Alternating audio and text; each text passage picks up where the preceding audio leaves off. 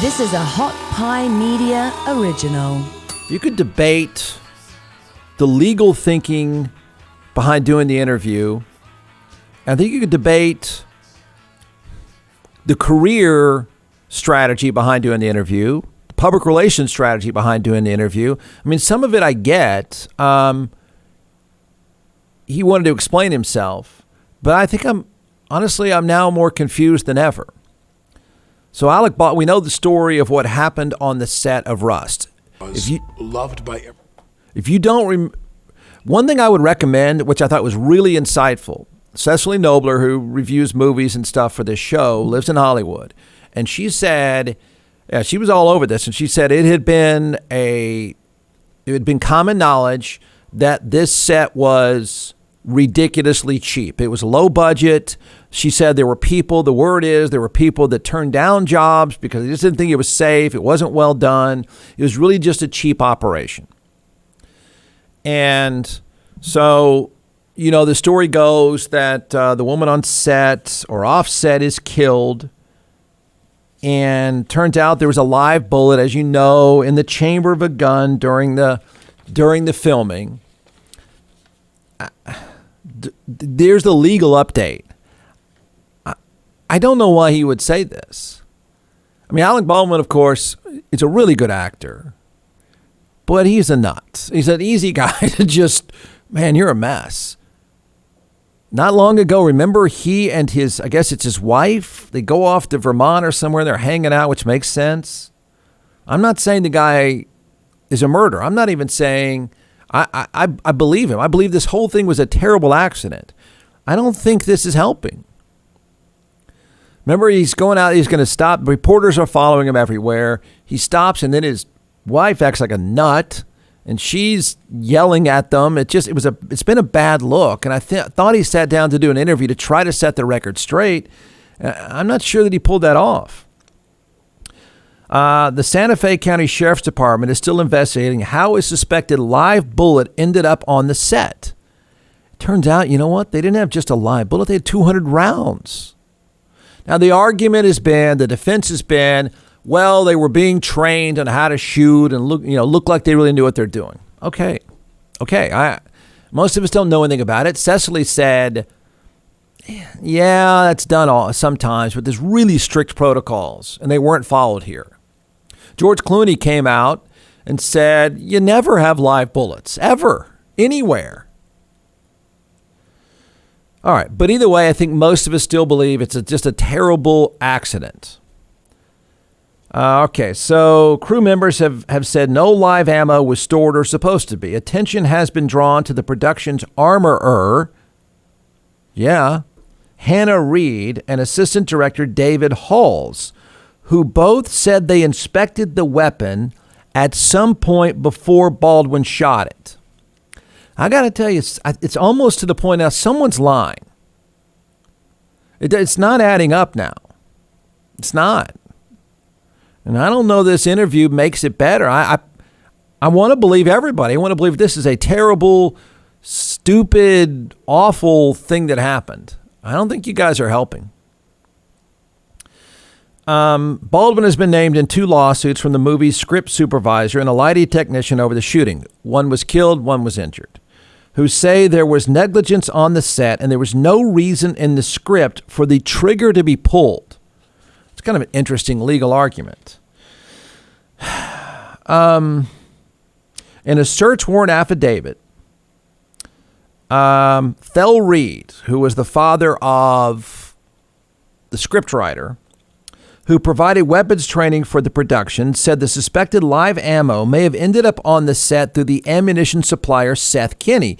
Kinney provided dummies and blanks for the actors to shoot, but during weapons training used live bullets from a can filled with 200 to 300 live rounds. Kinney then brought the gun back to New Mexico. Thel Reed, the father of a person that was shot, said the ammunition may match the suspected live rounds at the production. Okay, so whatever. There's a live bullet. There's a dead person. We know that. I don't even blame Alec Baldwin. You can sort of think this through. I don't even know that I blame him. You may think otherwise. Blame him for waiting this long to do an interview. I don't deny that maybe his lawyer said, you got to defend yourself on this. You got to make sense of this. I don't disagree with sitting down. I don't disagree the guy is distraught. He looks like hell. I don't disagree that it's sincere tears. John McClellan is the co-founder and creator of ATX Hot Sauce, now in all 50 states and several retail outlets as well.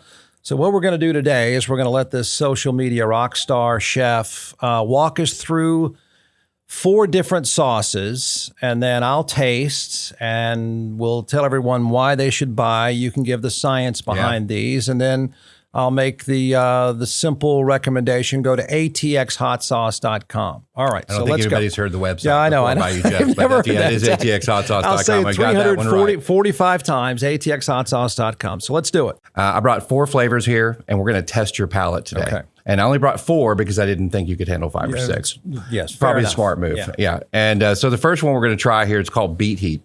And just like the name implies, it has beets in it. It's made with red Fresno peppers. Red Fresnos are red peppers that are they're hotter than a jalapeno and a little bit less than a serrano. So not super hot here, just a lot of really good flavor. So we're going to start with this one, and then we're going to move up the chain. Okay. I've had the Beet Heat, but okay. Yeah, we're going to try it though. It goes well with a cab.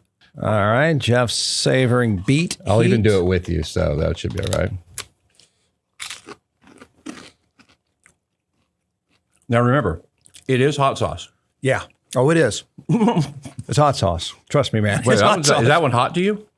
No, a little. Yeah. The great thing with the fermentation process is you get a bunch of the flavor right up front. Yeah. And then the heat comes, but then it dissipates pretty quickly, especially with the red Fresnos. You know, this is not a very spicy one, but it is a very tasty one. Goes on great on sandwiches. Beet Heat. Beet Heat. B-E-E-T.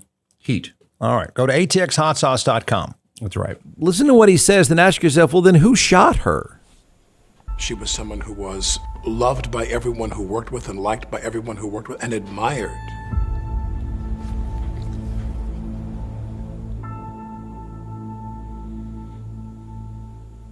I mean, even now, I find it hard to believe that.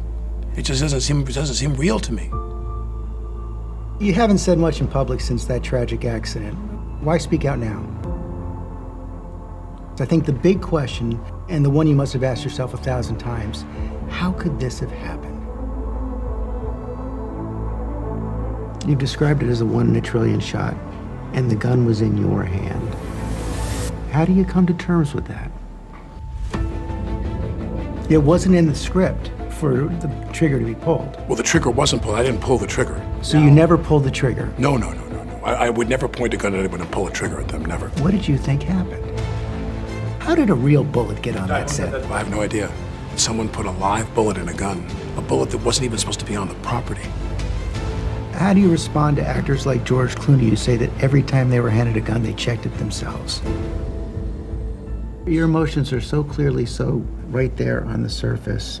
You felt shock, you felt anger, you felt sadness. Do you feel guilt? You said you're not a victim, but is this the worst thing that's ever happened to you? Yes. Yeah. Because I think back, and I think of what could I have done. Alec Baldwin, unscripted. Okay, I mean that's a teaser for it. First of all, I think George Stephanopoulos is a pretty good interviewer. I do. Could do differently. Well, okay, who shot her? Right? He didn't pull the trigger. Wait, what? Somebody did. Look, I'm no gun expert. Something's not adding up. I mean, I know he's an easy guy to hate, and some people say he's fake crying. I don't know. There's no upside to him killing that woman. No, come on. Doesn't make sense. Is there legal negligence? Yeah, through the roof. I get the defense. I didn't know there was a bullet there. I wish I would have checked. I assumed the people hired to do the job did their job. I wish we could take it all back. But to say I didn't pull the trigger, I'm sorry, I'm confused. How did two people get shot? I mean, I don't know what he's trying to start up here. And maybe he's telling the truth. Then where are the bullets coming from, right? Surely, I mean, for good reason, you would have counsel, you would have a lawyer. The lawyer would say, here's what you can and can't say, or should not say. And I'm sure for your own peace of mind, you wanted to do the interview. I'm sure you wanted to acknowledge this. All of it makes sense. What doesn't make sense to me, and maybe I just don't know enough of the story, but what doesn't make sense is saying, I never pulled the trigger. So it just went off. I mean, you know what's going to happen next. Whoever feels like they're being blamed for this is now going to point the finger back at him. Because the cheap movie set, as Cecily said, led to negligence. And they're all trying to cover their butt. I just don't know how he doesn't realize everybody that hears this and watches this is not going to say the same thing. Well, then who shot her? Accidentally.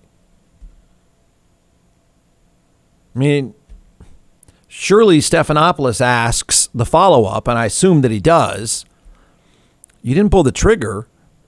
Well, how did bullets come out of the gun? Where did they come from then? From the Hot Pie Media Studios in Austin, Texas, it's the Jeff Ward Show. Listen at jeffwardshow.com.